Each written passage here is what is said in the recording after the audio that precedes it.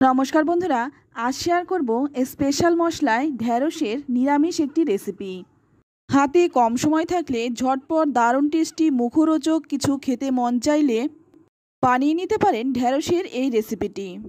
আমি গ্যারান্টি দিয়ে বলতে পারি, যারা ঢ্যাঁড়স দেখলেই জ্বলে যায় তারাও বলবে আরেকটু হলে ভালো হতো। এটা কিন্তু ভাত, রুটি, লুচি, পরোটা সব কিছুর সঙ্গেই খেতে পারেন। বানানোর পদ্ধতিও একদম সহজ। চলুন তাহলে দেখে নেওয়া যাক। প্রথমেই দেখুন, এখানে আমি 250 গ্রাম ঢ্যাঁড়স ভালো করে পরিষ্কার জল দিয়ে ধুয়ে তারপর একটু শুকনো করে নিয়েছি। এবার এই ঢ্যাঁড়সগুলোকে কেটে নেব। আর ঢ্যাঁড়সটা কিন্তু একটু কচি দেখেই নেবেন। কচি ঢ্যাঁড়সটাই খেতে কিন্তু বেশি ভালো লাগে। ঢ্যাঁড়সের যে কোনো রান্নাতে কচি ঢ্যাঁড়স ছাড়া কিন্তু ভালো লাগে না, তাই ঢ্যাঁড়সটাতে একটু কচি দেখে নেবেন। তো দেখুন, ঢ্যাঁড়সটাকে আমি ছোট ছোট করে কেটে নিয়েছি। একই রকমভাবে সমস্ত ঢ্যাঁড়সগুলো আমি কেটে নিলাম। এবার তুলে নিচ্ছি।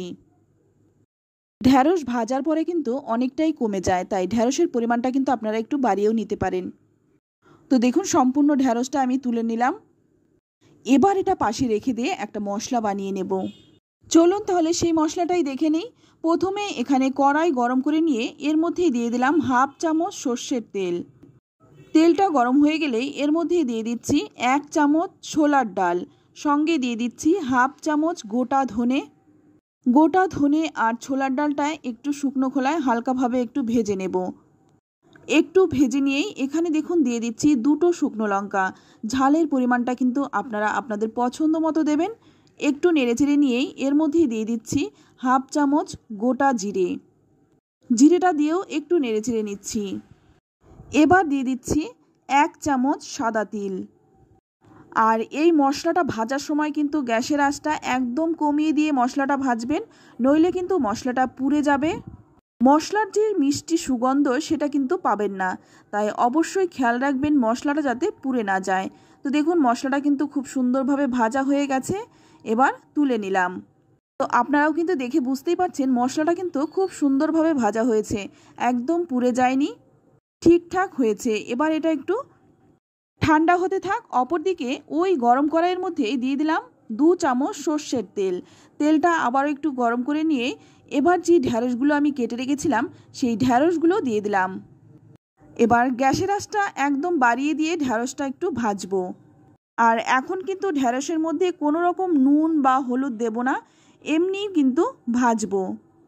লবণ দিলে ঢ্যাঁড়সের পিচ্ছিল ভাবটা কিন্তু একদম বেরিয়ে আসবে, সেই ক্ষেত্রে কিন্তু ভাজাটা ভালো হবে না, তাই লবণ ছাড়া একটু ভেজে নেব। এটা ভাজতে ভাজতে এখানে দেখুন আমি একটা শিলপাটা নিয়েছি। এর মধ্যে নিয়ে নিলাম যে মশলাটা আমি ভেজে রেখেছিলাম সেই মশলাটা। আমি কিন্তু এই মশলাটা শিলেই বেটে নিচ্ছি, আপনারা চাইলে কিন্তু অবশ্যই মিক্সিতে বেটে নিতে পারেন। তো আপনারা কিন্তু জানেনই আমি কিন্তু সমস্ত মশলা শিলে বেটেই বেশি রান্না করি।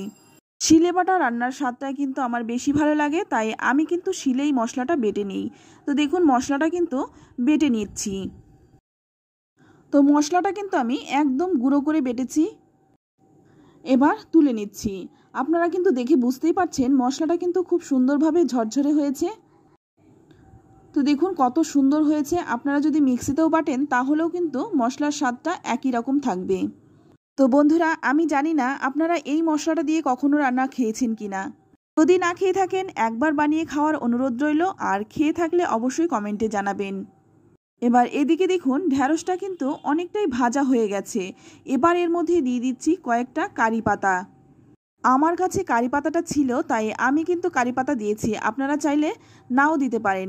এইবার এর মধ্যে দিয়ে দিচ্ছি স্বাদ মতো লবণ, আর দিয়ে দিচ্ছি সামান্য একটু হলুদ গুঁড়ো, সঙ্গে 3টে কাঁচা লঙ্কাও দিয়েছি। যারা ঝাল একটু বেশি খেতে পছন্দ করেন তারা কিন্তু এই কাঁচা লঙ্কাটা খেতে পারেন। নুন হলুদ দিয়ে 2 মিনিটের মতো একটু ভালো করে ভেজে নিয়ে তারপর এই মশলাটা আমি দিয়ে দিলাম। এই মশলাটা দিয়ে খুব ভালো করে ঢ্যাঁড়সের সাথে একটু মিশিয়ে নেব। মশলাটা যাতে খুব ভালোভাবে ঢ্যাঁড়সের গায়ে মিশে যায়, তাই এর মধ্যে খুব সামান্য একটু জল দিয়ে দিলাম। এক্ষেত্রে কিন্তু মশলার মধ্যে খুব ভালোভাবে ঢ্যাঁড়সটা মিশে যাবে। 1 থেকে 2 মিনিট সময় নিয়ে এই ঢ্যাঁড়সটা কিন্তু এইভাবে কিছুক্ষণ নাড়তে থাকবো। এবার এর মধ্যে দিয়ে দিচ্ছি কয়েক দানা চিনি। যেহেতু নিরামিষ রান্না তাই স্বাদটা ব্যালেন্সের জন্য সামান্য একটু চিনি দিলাম। তবে যারা রান্নায় চিনি খেতে অপছন্দ করেন তারা কিন্তু চিনিটা নাও দিতে পারেন। ভালো করে নেড়েচেড়ে মিশিয়ে নিচ্ছি।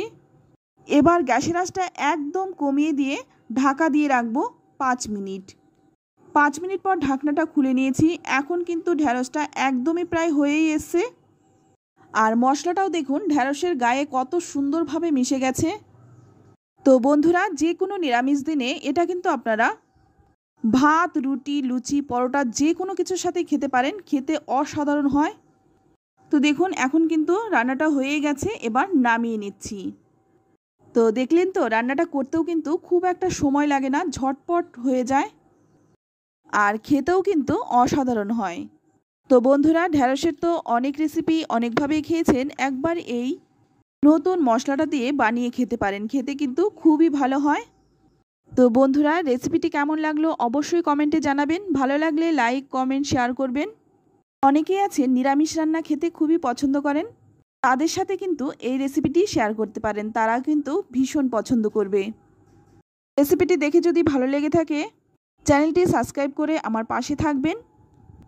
আজ এই পর্যন্তই, আবারও নিয়ে আসবো অন্য কোনো নতুন রেসিপি। ততক্ষণ সকলে ভালো থাকবেন, সুস্থ থাকবেন আর সকলকেই ধন্যবাদ।